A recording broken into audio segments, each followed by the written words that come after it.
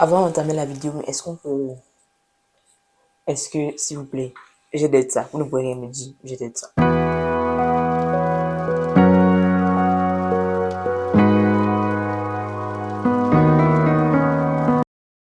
Hey guys, vous l'aurez compris, aujourd'hui, on se retrouve ensemble pour parler de God.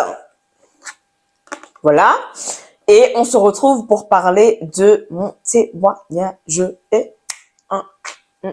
Donc, aujourd'hui, je viens me livrer à vous. Je viens vous faire entrer un peu dans mon jardin secret. Je viens vous faire part un peu plus de qui je suis parce que j'ai déjà quand même un peu fait dans la vidéo effectivement. Aujourd'hui, on va parler plus précisément d'où le Seigneur m'a pris parce que il m'a pris dans les Sissongo. J'étais dans les Sissongo. Hein?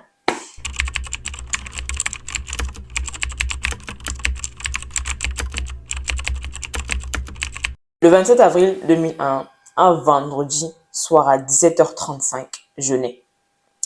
J'arrive dans la vie de mes parents. Relation assez atypique parce que mes parents ne sont en couple, mais disons que c'est une relation un peu interdite. Donc, parce que mon père a déjà quelqu'un.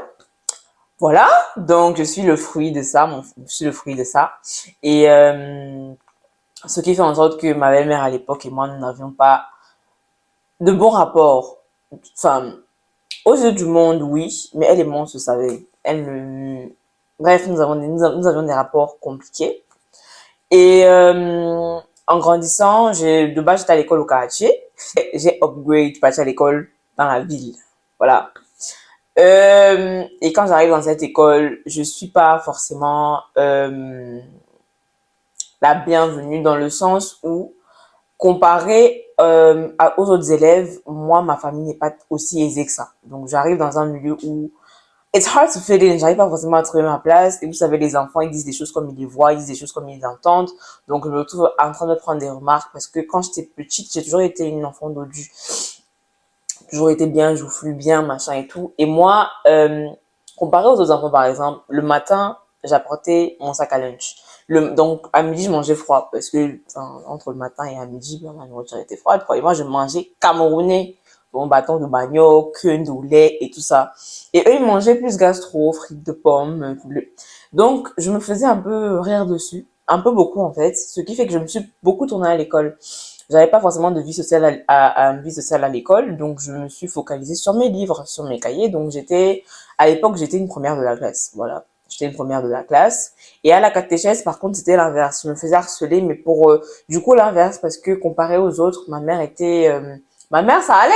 Moi, on venait de temps en temps me chercher à la catéchèse en voiture, chose que les autres enfants n'avaient pas. Donc, concours de circonstances, voilà, je me faisais un peu harceler parce que j'avais, des fois, quand je venais à la catéchèse, quand on me donnait mes petits seins sans queue, bah, j'étais mon foulerie et tout, donc moi et tout, donc voilà. Et physiquement, j'étais une enfant dodue, j'étais une enfant bien en chair, bien joufflue, bien et tout. Donc, je me prenais des remarques en permanence, où tu es grosse, où tu es ci, où tu es ça. Donc, naît donc le manque de confiance en moi. Naît le manque de confiance en moi, naît le est-ce que je vais plaire, enfin, à l'âge avancé après. Naît le est-ce que je vais plaire, est-ce que. Et donc, s'ensuit toute une série de questions existentielles.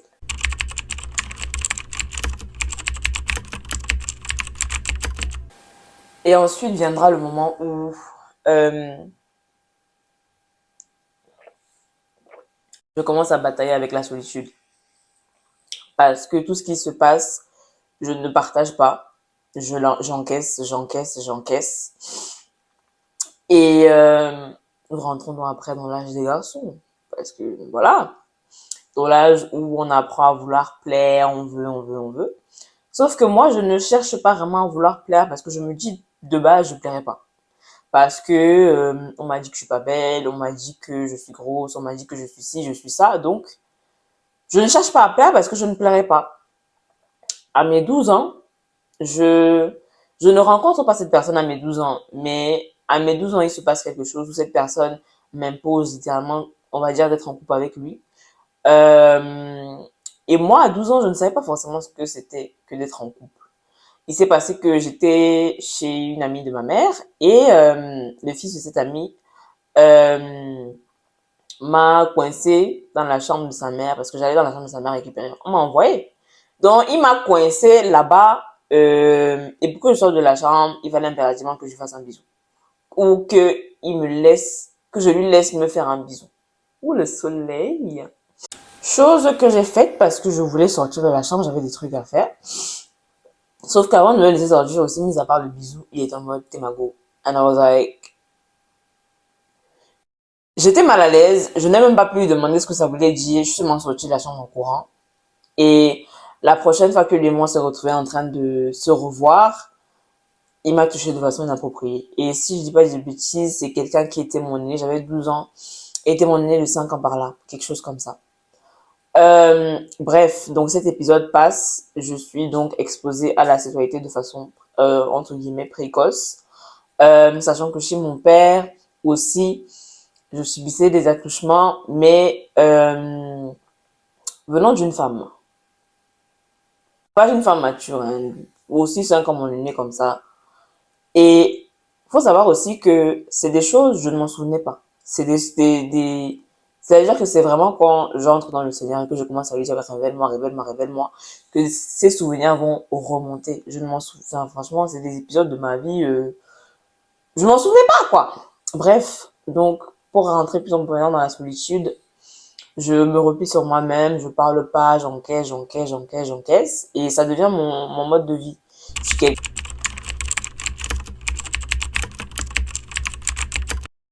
Fast forward, j'arrive en France. J'arrive en France et moi en France, toute ma famille, quasi toute ma famille qui est en France, ils sont sur Paris. Donc moi j'arrive, je ne suis pas à Paris, je suis à Limoges, donc je suis seule. J'arrive en pleine période de Covid, donc ce qui veut dire qu'on avait des cours quasi cette année, on a eu les cours seulement en visio, on n'avait pas les cours en présentiel. On a eu les cours en présentiel pendant un seul mois. Donc j'ai pas forcément eu l'occasion de me faire des camarades et tout ça, tout ça. J'arrive en France et comme je vous disais, moi, mon identité, c'était relié à l'école. C'est-à-dire que moi, le fait d'être première de la classe, c'était mon identité. Pour moi, c'était mon, enfin, j'ai envie de dire c'était mon tout parce que c'était moi, je me suis dit, je suis pas une personne sociale, je suis pas une personne, je suis pas la plus belle, mais au moins, je suis intelligente. Ça, c'est mon moi, en fait. J'arrive donc ici. Je venais faire médecine de base parce que je voulais être pédiatre. J'arrive en fac de médecine, premier semestre. J'aligne des sous-moyennes. Je pense que j'ai validé aucune matière. Je pense vraiment que j'ai validé aucune matière. Gros coup de massue. Mais un coup de marteau. Et après, justement, encore, qui je suis qui, en fait? Qui est-ce que je suis? Pourquoi je suis là? Et pour la petite histoire, ma mère, avant moi, elle a eu une fille qui est décédée à la naissance. Et quand je commençais à me poser des questions sur moi, me demander, mais qu'est-ce que je fous là, en fait? Qu'est-ce que je fais là, en fait? Je pleurais et je disais, en fait, je pense que c'est moi qui aurais dû partir et ma soeur aurait dû être là en fait parce que qu'est-ce que je fais? Chaque fois je me répète ça parce qu'à l'époque il y avait des gens qui connaissaient cette histoire qui s'amusaient à me dire il y a une personne en particulier à qui je me confiais, en qui j'avais confiance, qui m'avait balancé un jour tu es tellement grosse que tu as failli tuer ta mère à la naissance. Oh Seigneur, ça m'a, je sais même pas comment décrire comment je me suis sentie, mais ça m'a, oh my god. Bref, donc quand j'arrive en France, je ne faisais que me dire, mais en fait, je suis quasiment sûre que si ma soeur était là, elle aurait été meilleure fille que ma mère, elle aurait été meilleure sœur, elle aurait été meilleure élève, pourquoi c'est elle qui est partie par moi? Et donc, je suis là, je pleurais tous les soirs, je rentre à la maison, je pleure, je rentre à la maison, je pleure, je rentre à la maison, je pleure. Alors quand je suis dehors, tout le monde a l'impression que je vais bien. Sauf qu'après, je vais chez mon frère. Je vais chez mon frère et 1, 2, 3 jours passent. Mon frère me dit, est-ce que tu as mangé? Je le regarde en mode, mais j'ai pas faim. Il dit, mais ça fait 3 jours que t'as pas mangé. Et tu me dis que tu as pas faim. Il dit, mais comment ça fait 3 jours que j'ai pas mangé? Il me dit, depuis que tu es là, je ne t'ai pas vu manger. Et c'est à ce moment-là que je réalise que la situation est très grave. La situation est très grave. Parce qu'en fait, j'étais tellement mal en point que je ne mangeais pas et je ne me rendais pas compte. Le fait d'être avec mon frère, ça m'a fait du bien. Je me suis sentie moins seule l'espace de quelques mois. Sauf qu'après, il fallait rentrer. Il fallait rentrer. Et quand je reviens chez moi, j'ai l'impression que tout revient genre de plein fouet. J'ai l'impression que tout revient, mais de façon décuplée. J'arrive à la maison, bien évidemment, tout est dans le noir et je n'étais pas là. Et on vient de recevoir un mail de l'école parce qu'on avait fait des partiels blancs en ligne. Et je vois mes notes. Moi qui pensais, pas forcément que j'avais d'être ça, mais je pensais que je m'étais améliorée. Et Jésus, quand j'ai vu mes notes, j'ai cru que mon monde s'écroulait en fait. Pire que les premières notes. Je suis allée sur YouTube et je suis allée sur YouTube et je ne sais pas ce que j'ai tapé, mais j'ai tapé un truc.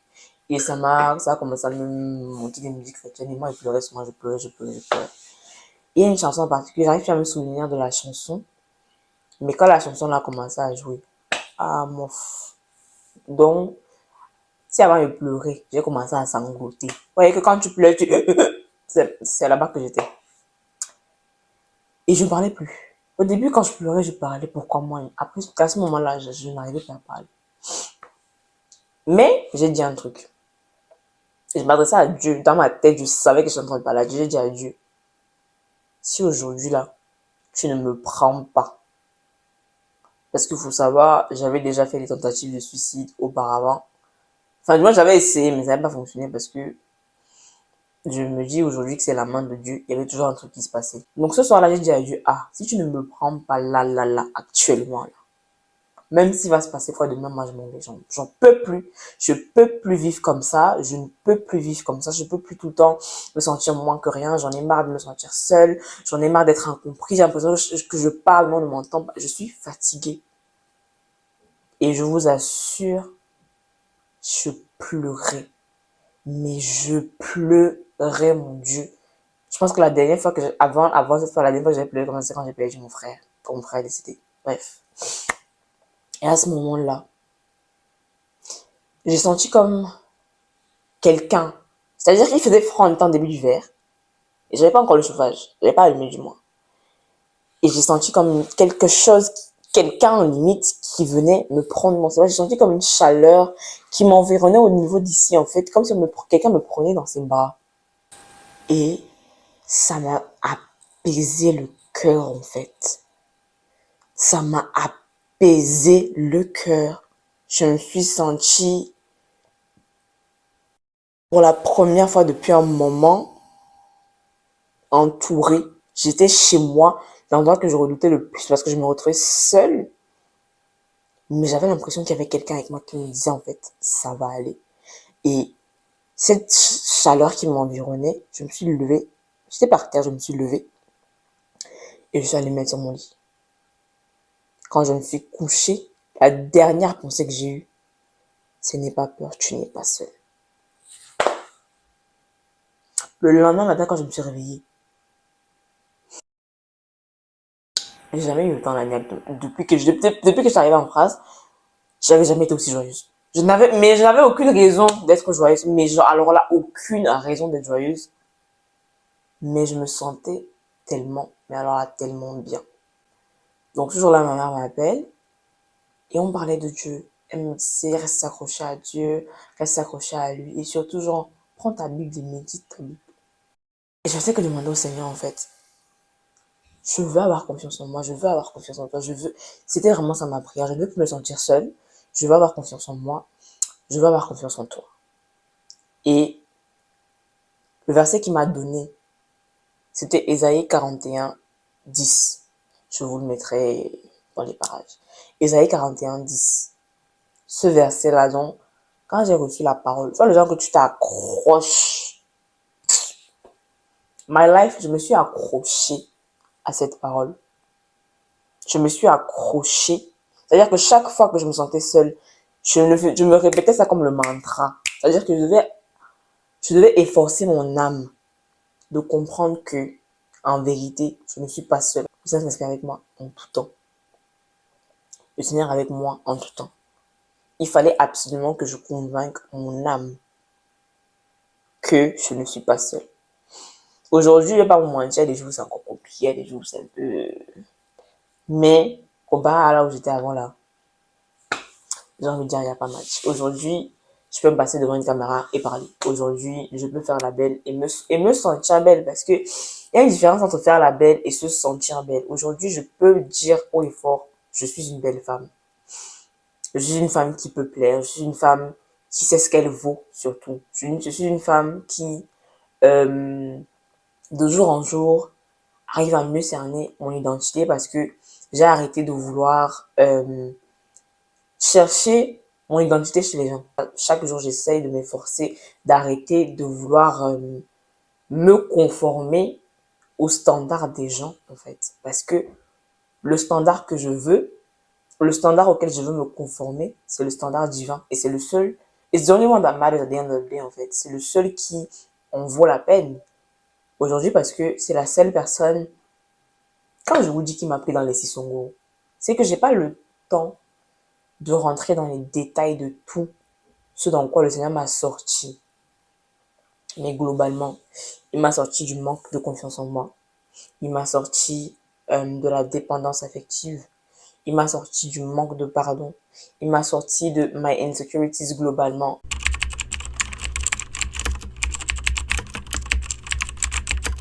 Aujourd'hui, je peux le dire que je suis restaurée en fait. Je suis restaurée et je pense que prochainement, je vous parlerai plus du chemin de la restauration. Je pense que prochainement, je rentrerai plus dans les détails de certaines choses que j'ai pas forcément abordées aujourd'hui. J'ai un peu survolé en fait. Je suis pas allée dans les détails. Et dans une prochaine vidéo, je vais parler vraiment de mon parcours de restauration, notamment le programme de restauration que j'ai fait l'année dernière. Et je pense que ça fera du bien à quelqu'un parce que, comme vous le savez, ma chaîne, c'est Faith, Lifetime, Story. Donc, de temps en temps, on va s'asseoir, on va parler de Dieu parce que moi, ça fait du bien à mon âme et je sais que ça fait du bien à quelqu'un aussi. Donc, j'espère que ça vous aura permis de vous rapprocher un peu plus de moi. J'espère que ça vous aura permis de comprendre un certain nombre de choses et que euh, vous aurez pu comprendre que peu importe d'où tu viens, peu importe ce qui s'est passé, God loves you. Il va jamais te laisser en fait. Tant que tu le laisses agir, il va jamais te laisser seul. Jamais. Il va jamais. Et puis même peu importe où tu te trouves, j'ai envie de te dire en fait que tout concourt à ton bien parce que tu aimes Dieu. Si, même si tu es comme moi, je te dis que l'amour que tu lui portes, c'est pas assez. Parce que, gars, en vérité, je me dis, l'amour que je lui porte ne pourra jamais égaler l'amour que lui me porte. Mais je sais que je l'aime et chaque jour je travaille pour lui montrer à quel point je l'aime. Et rien que pour ça, toutes les choses que j'ai vécues aujourd'hui font ma force. Toutes les choses que j'ai vécues hier, donc avant là, font ma force aujourd'hui. Et je pense que ça peut être le partage de toute personne qui donne vraiment sa vie au Seigneur. Donc, sur ce, bisous and see you next week for another video.